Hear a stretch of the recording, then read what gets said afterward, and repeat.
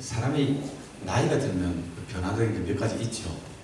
그 중에 하나가 기억력이 약해지는 것 같습니다. 몇 년 전에 일어났던 일은 저는 기억이 잘 안 나고요. 어제 우리 아침밥, 가족끼리 아침밥 먹는데 저희 아들이 그러더라고요.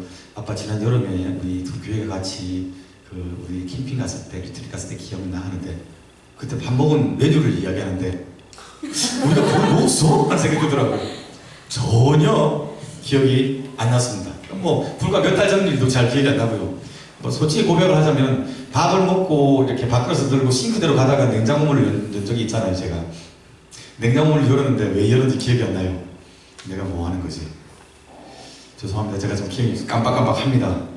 여성분들은 애를 낳아서 애 낳고 애 하나 낳고 애 둘 놓고 나니까 내가 기억력이 떨어졌다라고 핑계가 될 수 있는데 남자는 애도 안 낳잖아요. 그러니까 꼼짝없이 내가 나이 먹었나 보다, 내가 기억이 안 난다라고 이야기할 수밖에 없는 상황이 되어버렸습니다.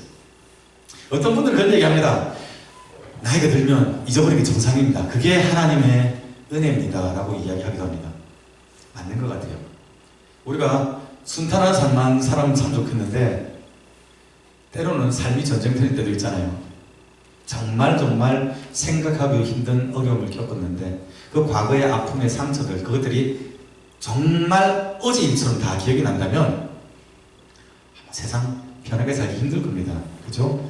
잊지 못할 너무 충격적인 과거의 상처들이 트라우마로 남아있기도 해서 우리가 그것을 정신과 치료를 받아야 될 만큼, 약을 먹고 치료를 받아야 될 만큼 심각한 문제가 되기도 하니까 그런 점에서 본다면 우리가 가끔씩 잊어버리는 것, 그것도 하나님의 은혜라고 우리가 말할 수 있을 것 같습니다. 썩 나쁘지 않습니다. 물론 우리가 아까도 수험생들 위해서 기도했지만 공부하는 학생들은 그냥 스캐닝하는 메모리가 있어서 좋을 것 같아요. 책 읽는 족족 다 그냥 눈에 박히고 뇌에 박혀서 그러면 참 좋을 것 같다는 생각을 할 것 같기도 합니다. 저 예전에 보니까 제 친구 중에 하나가 교회를 이러고 왔어요. 너 뭐해? 했더니 나 외웠는데 지금 머리에서 떨어질까 봐 지금 받치고 있는 거야. 이상하게 꼭 그런 뒤에 산들이 이렇게 지워보고 싶잖아요. 떨어져라. 그러기도 합니다. 공부하는 학생들은 기억력이 하루라도, 한 시간이라도 조금이라도 더 오랫도록 지속되었으면 좋겠다는 생각을 할 것 같습니다. 세월이 가서 잊혀지거나 아니면 그게 아니라 몸에 무슨 장애가 있어가지고 기억을 못하는 경우도 그럴 수도 있습니다. 근데 그것 말고 마음이 없어서 잊어버릴 수도 있습니다. 그렇죠? 그게 좀 서글픈 경우입니다. 나는 사람으로 됐는데 상대방이 나를 생각하는 마음이 있는, 내가 그를 생각하는 마음과 같지 않아서, 그래서 나의 호의를 혹은 나의 존재를 귀하게 여기지 않고 나를 잊어버린다면 조금 슬픕니다. 오늘 우리가 살펴볼 요셉이 겪었던 세 번째 고난이 바로 이 기억에 관한 것입니다. 굳이 제목을 붙이자면 배은망덕 이 정도 할 수 있을 것 같습니다. 형들에게 배신당했죠. 정말 충성했는데 그 주인의 여종이 자기를 욕보이려 했다는 모함을 해서 불명예를 겪었고요.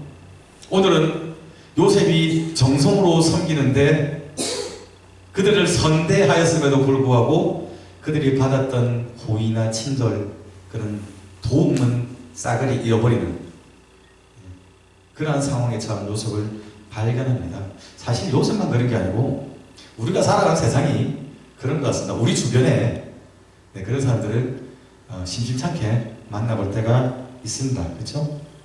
우리는 정말 그에게 하나로 도움이 될까 싶어서 도와주고 시간 들이고 애를 써줬는데 우리가 호의 베푼 것은 기억조차 안 하고 기억만 안 하면 다인데 어쩌면 그 믿고 도와준 그 손을 배신하고 오히려 우리에게 악으로 갚는 사람도 우리가 만날 때가 있습니다.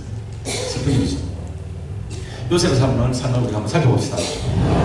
아까 말씀드린 것처럼 요셉이 자신을 욕보이려 했다는 이 보디발의 아내의 거짓말 때문에 보디발이 너무나 화가 났습니다. 우리가 두 주전에 살펴본 것처럼. 그래서 이 요셉을 왕의 죄수들을 가두는 그 감옥에 이 보디발이 집어넣습니다. 쉽게 말하면, 그러니까 이걸 볼 때는 아마 이 보디발의 집이 관사였던 것 같아요. 감옥에 붙어있는 관사였던 것 같습니다. 보디발이 왕을 보좌하는 시위대장이었으니까.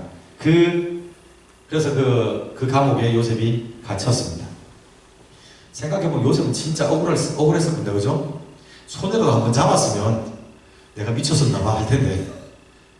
그 여인의 그 지켰던 눈을 무시하고 도망갔는데 감옥에 집어넣었으니 저같이 성질 급한 사람은 뭐 벌떡벌떡 뛰고 아마 소리 질렀을 겁니다. 근데 이 요셉이 감옥에서 그렇게 난동을 부렸다는 기록은 없습니다. 오히려 성경은 요셉이 감옥에 있었을 그때에도 하나님께서 요셉과 함께 하셨고 하나님께서 요셉에게 인자를 더하셔서 간수장에게 은혜를 얻게 하셨고 여호와께서 요셉을 범사에 형통하게 하셨더라고 성경은 기록합니다. 여러분 이거 재밌지 않습니까?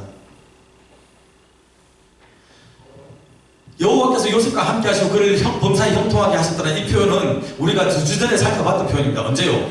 요셉이 보디발에게 종으로 팔려갔었을 때, 노예 생활할 때, 그때도 하나님께서 요셉과 함께 하셔서 형통하게 하셨고 요셉의 주인이 보디발이 요셉의 형통함을 보고 여호와께서 함께 하심을 보았더라고 성경이 그렇게 이야기를 하고 있잖아요. 근데 요셉이 몇 년 전에 17살 되기 전에 아버지 집에서 편안하게 살 때 아버지가 지어주신 채석옷 입고 형들을 위해서 유세 떨면서 살아갈 그때 아버지의 특별하신 사랑을 입고 아무 거리끼는 없이 지 멋대로 하며 살아갈 그때 평안하게 살아갈 때 요셉의 인생으로 보면 그때가 형통할 때 아닙니까? 아무 거리낌이 없었다니까요. 당서열 2위, 집안의 넘버 2. 근데 성경은 그때는 여호와께서 요셉과 함께 하셔서 그가 형통했다는 표현을 안 합니다. 물론 그때도 요셉은 하나님의 계시를 받을 만큼 영적으로 깨어있는 상태였지만 성경은 그때가 요셉이 형통한 시기가 아니라 그거 말고 노예로 팔렸을 때 아니면 지금 억울한 모함을 당해서 오히려 신체가 결박되는 신체의 제약이 있는 감옥에 갇혔을 그때가 형통한 때라고 성경을 기록합니다. 이 표현 보면 여러분 아마 바울 생각날 건데 그죠? 고린도서 12장 바울이 고백하기를 자기에게 육체의 가시가 있었더랍니다. 이게 얼마나 힘들었던지 바울은 그걸 사탄의 사자라고 표현했잖아요. 더 충격적인 것은 이 사탄의 사자, 육체의 가시를 찌르는 가시를 제약을 주께서 바울에게 주셨다는 얘기입니다. 그거 바울이 알고 있을 때요. 그래서 하나님 제발요 이거 좀 빼주세요.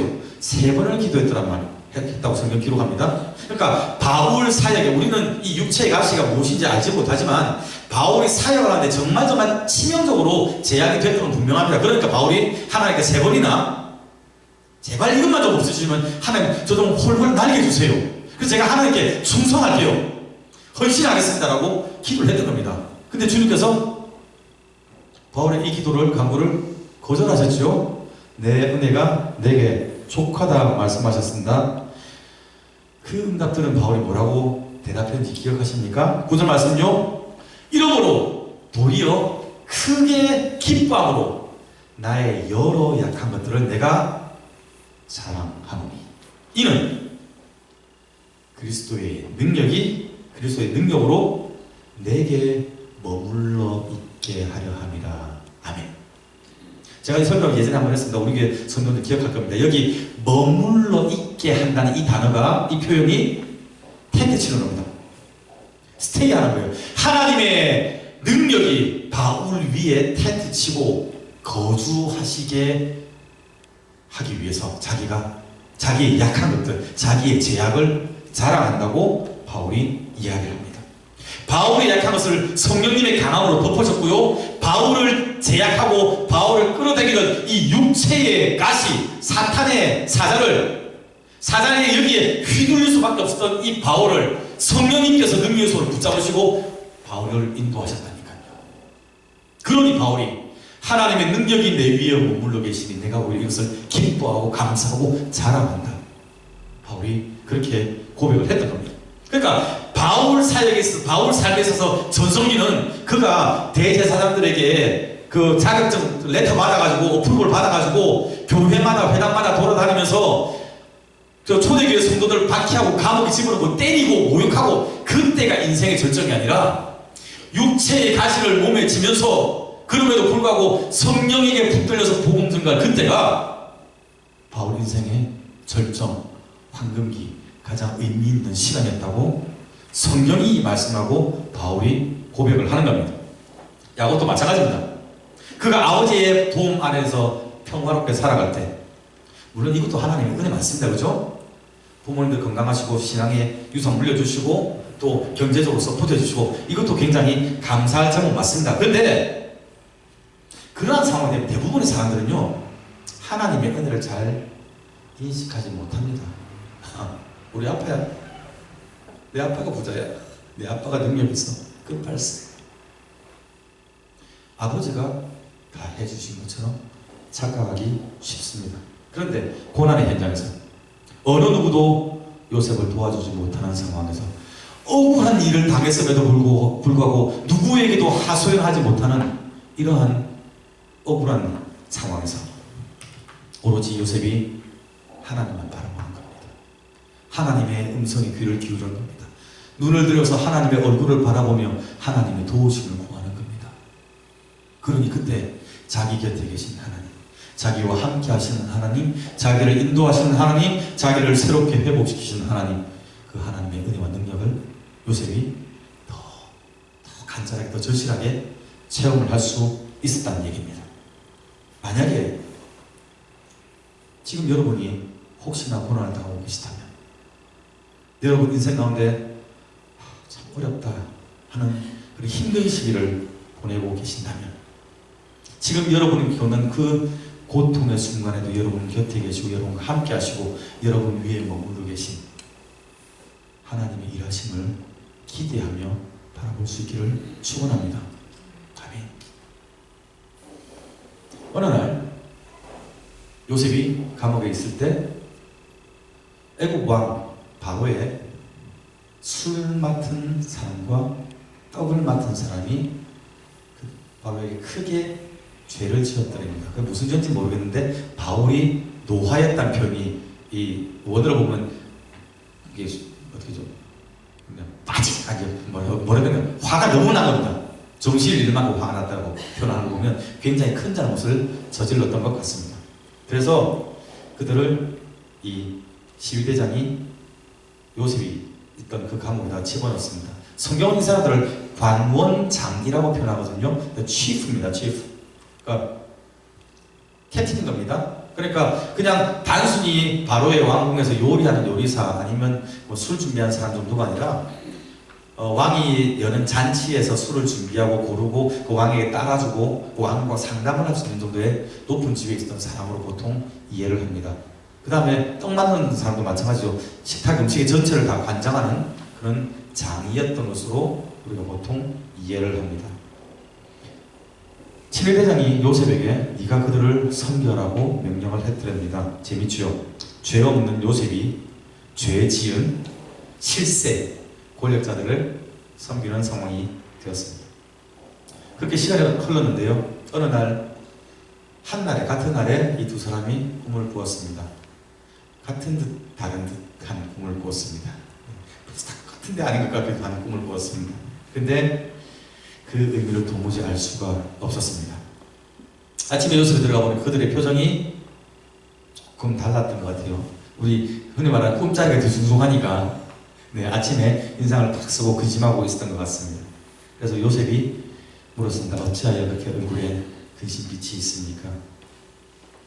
대답합니다. 우리가 꿈을 꿨는데 그것을 해석할 자가 없기 때문이라. 그들이 만약에 밖에 있었더라면 그때는 꿈을 해석할 수 있는 술사나 아니면 마술사, 법사를 불러가지고 지혜자들을 불러서 물어나 봤을 텐데 여기는 아무것도 하지 못하니까 굉장히 답답해했습니다. 그때 요셉이 반응을 하죠. 요셉 대답 진짜 중요합니다. 8절 말씀요. 해석은 하나님께 있지 아니하니까 청하건대 내게 이르소서. 굉장히 중요한 얘기예요.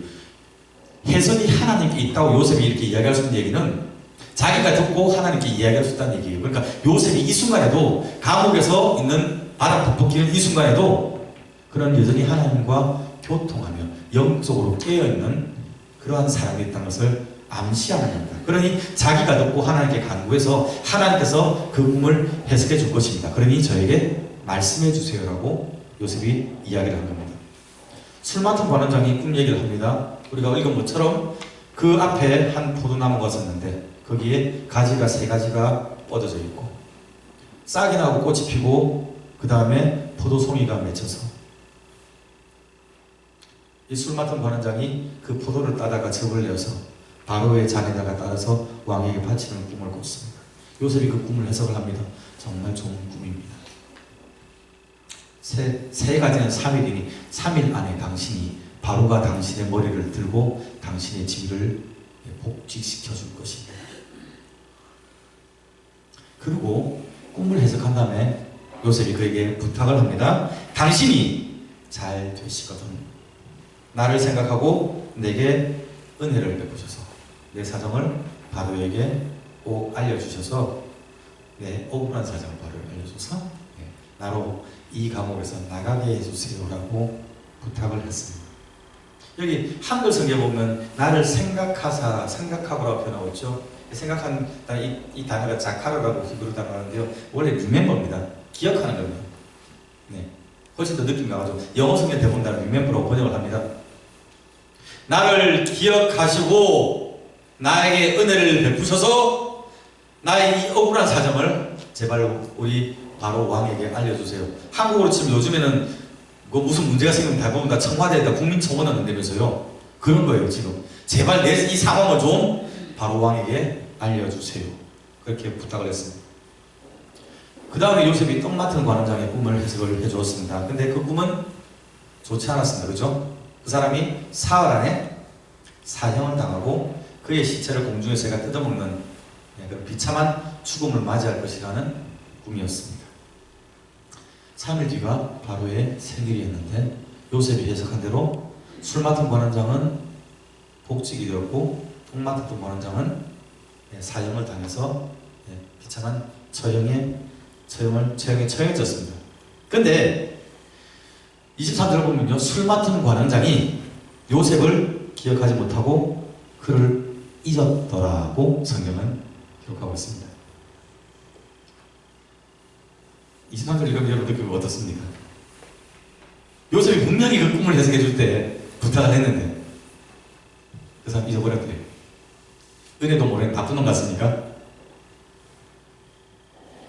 아마 요셉 입장에서는 걱정과 근심하고 답도 없는 사람에게 자기가 해답을 가르쳐줬는데 그 정도면 큰 도움 줬는데 그리고 자기 죄진 것도 아니고 억울한 사정 좀 말 좀 해달라고 부탁한 그 부탁을 안 들어주고 잊어버린 이 술 맡은 관원장 굉장히 서운할 수 있습니다. 근데 생각해보면 아마 우리 주변에 그렇게 도움받고 입 싹 닦아버리는 사람들 양채 같다고 생각되는 사람들 생각보다 많을걸요? 그렇지 않습니까? 주변에 다 착한 분들만 계신 것 같아요. 표정들이 보니까. 그럼 감사한 일이고요. 많은 사람들이 그렇게 살아갑니다. 자기가 급할 때는 와서 제발 도와달라고 손 내미는데 도움 주고 나면 그 문제 해결되고 나면 언제 봤냐는 듯이 그냥 등 돌릴 때 많습니다. 자기도 삶이 바쁘거든요. 이 술 맡은 관원도 굉장히 바빴을 겁니다. 감옥에 있다가 다시 복직됐으니까 다시 사무실에 책상도 들여다야 되고 컴퓨터도 갖다 놔야 되고요. 할 일이 얼마나 많았겠습니까? 그죠? 업무적인 일도 많았을 것이고 만나지 못했던 사람들도 관계도 계속 이어나가야 될 것이고 그러니까 이 사람 입장에서 볼 때 감옥에서 나오고 난 다음에 요셉은 중요한 사람 아니었던 거예요. 그죠? 이 술 맡은 관원장이 언제 요셉 기억합니까? 다음 장에 바로 왕이 다시 꿈을 얼마 뒤에 몇 년 뒤에 다시 꿈을 꿨을 때 2년 뒤에 그 꿈을 해석 못하고 있는데 그때 요셉을 번쩍 기억합니다. 이거 찬스야. 내가 출세할 수 있는 왕의 신임 받을 수 있는 찬스야. 그러고 기억합니다. 자기 아쉬울 때 찾는 거예요. 자기 필요할 때. 사람들이 이렇게 살아갑니다. 너무 열받을 것도 없습니다. 저는 사실 왜 요셉이 14절에서 당신이 나중에 풀려나거든 나를 기억하사라고 이렇게 그 사람에게 부탁을 했는데 사실 저는 잘 이해가 안 됩니다. 신학자들은 주석을 찾아보면 아마 요셉이 하나님이 계시를 받아서 이 사람이 풀려날 걸 알았기 때문에, 그리고 그 사람을 통해 하나님이 일하실 것을 알았기 때문에 그렇게 부탁을 하였다라고 해석을 하기도 합니다만은, 저는 조금 약간 전적으로 동의를 하지 못합니다. 왜냐하면 우리가 요셉 스토리를 읽어보지만 요셉 스토리에서 일관적으로 우리에게 말씀하시는 것은 하나님께서 요셉의 형편을 알고 계셨고, 하나님께서 요셉과 함께 하셨고, 그리고 하나님께서 요셉을 형통하게 하셨다는 것이 창세기 요셉 스토리의 일관된 강조점입니다. 그렇잖아요. 요셉을 통하여 하나님께서 요셉을 잊지 않으신 거예요. 결코 잊지 않으시고 항상 기억하시고 동행하시고 보호하시고 구원하셨습니다. 요셉 한 사람만 구원하신 것이 아니라 그 할아버지 그 아브라함 때 하셨던 그 약속을 지키기 위해서 요셉과 함께 하셨습니다. 요셉을 통하여 야곱의 자손들 12아들들이 구원을 받습니다. 야곱의 가족이 구원받습니다. 이스라엘 12지파가 구원을 받고요. 요셉을 통하여 이집트에 있던 사람들, 하나님을 알지 못하는 사람들이 생명을 건집니다. 하나님의 구원 계획을 하나님이 갖고 계셨고, 그것을 요셉의 꿈으로 보여주시고, 그리고 그가 어떠한 고난과 역경 가운데 처할지라도 하나님께서 항상 요셉을 기억하시면서 요셉을 보호하셨다는 것이 성경의 일관된 증언입니다. 하나님이 요셉을 기억하고 계셨더래요. 요셉은 술 맡은 관원장이 자기를 기억해 주길 바랬지만 아니요, 하나님께서 요셉을 기억하셨습니다. 이사야 49장 15절 16절 말씀요, 여인이 어찌 그 젖먹는 자식을 잊겠으며 자기 태에서 난 아들을 긍휼히 여기지 않겠느냐. 결코 그럴 수 없다는 얘기죠. 그러나 설령 그들은 혹시 잊을지라도 나는 너를 잊지 아니하리라. 내가 너를 내 손바닥에 새겼고 너의 손뼉이 항상 내 앞에 있느니라. 아멘. 나는 너를 잊지 아니하라. 내가 너의 이름을 내 손바닥에 새겨놓고 내가 그 이름 바라보면서 너를 생각한다. 하나님이 우리를 그렇게 생각하고 계십니다. 너의 성벽이 내 앞에 있다는 얘기는 이스라엘 백성들이 꿈꿔왔던 예루살렘 성전의 회복입니다. 그들의 소원입니다. 그러니까 하나님께서 이스라엘 백성들을 그 손에 새겨놓고 기억하고 그들의 소원을 항상 기억하고 들어주셨던 것처럼 하나님이 지금 고난과 역경 가운데 여러분 한 분 한 분을 기억하고 계시며 여러분의 이름을 알고 계시며 여러분의 소원과 여러분의 필요를 알고 계시며 그것을 눈앞에 세워놓고 내가 처리해야 될 나의 버킷리스트, 나의 해야 될 듀티, 저 목록 짜놓고 순서대로 거기로 가고 계신다고 성경이 우리에게 말씀하시는 겁니다. 감사한 건요, 하나님의 기억은 기억으로 끝나는 것이 아닙니다. 기억 이후에 그 다음에 돌보심까지를 포함합니다. 이 자카라는 단어 자체가 그 정도의 의미까지를 포함한다고 보통 학자들은 이야기를 합니다. 맞는 것 같아요. 이 자카라는 단어가 하나님께서 기억하신 단어가 창세기 8장에 제일 먼저 사용되거든요. 그때 언제입니까? 노아 홍수 때. 홍수 겪어서 노아가 방주에서 붕 떠가지고 150일 막 떠다닐 때 뱀을 해보셨습니까? 정말 괴롭습니다. 이거 150일을 배에 타가지고 물 위를 떠다닐 때 그때 8장 1절 여호와 하나님께서 노아와 그의 방주에 있는 모든 짐승들을 기억하사. 아멘. 아멘. 여호와께서 기억하사. 예전성에 권념하사라고 표현했죠. 그래서 하나님께서 바람을 보내서 물을 마르게 하셨습니다. 그 방주가 땅에 닿게, 그래서 육지로 나올 수 있게 하셨습니다. 이스라엘 백성들이 이집트에서 살다가 노예로 씨름할 때 그들이 여호와께 부르짖었더니 여호와께서 그들을 기억하사. 아멘. 아멘. 하나님께서 기억하사 그들에게 지도자 모세를 보내시고 그들을 이집트에서 이끌어내셔서 약속의 땅 가나안으로 인도하셨습니다. 여러분, 우리를 기억하시고 우리를 돌보시고 우리를 인도하시는 하나님을 기대하시기 바랍니다. 여러분의 소망이 돈 많은 친구나 능력 있는 정치인이나 이런 사람들을 알아서 그들에게 명함 하나 받아놓고 이것이 우리를 든든하게 해주는 게 아닙니다. 그 사람들이 우리 이름 기억해 주는 그것이 우리의 보장이 아니라 전능하신 하나님, 창조주 하나님, 살아계신 하나님, 역사하시는 하나님, 그분이 지금도 우리를 기억하고 계시고 우리의 소원을 그분 앞에 놓으시고 하나하나 이루어 나가신다는 것에 우리의 소망이 있음을 기억하시기 바랍니다. 여러분의 존재감은 명품으로 아니면 여러분의 학력으로 외모로 높아지는 것이 아니라 하나님과 함께 있기 때문에 존재감이 올라가는 것입니다. 이 신실하신 하나님을 기억하시면서 이 하나님과 동행하며 믿음의 걸음을 걸어가는 성도님들 되시기를 축원합니다. 기도합시다. 주님 감사합니다. 하나님 저희를 기억하고 계시고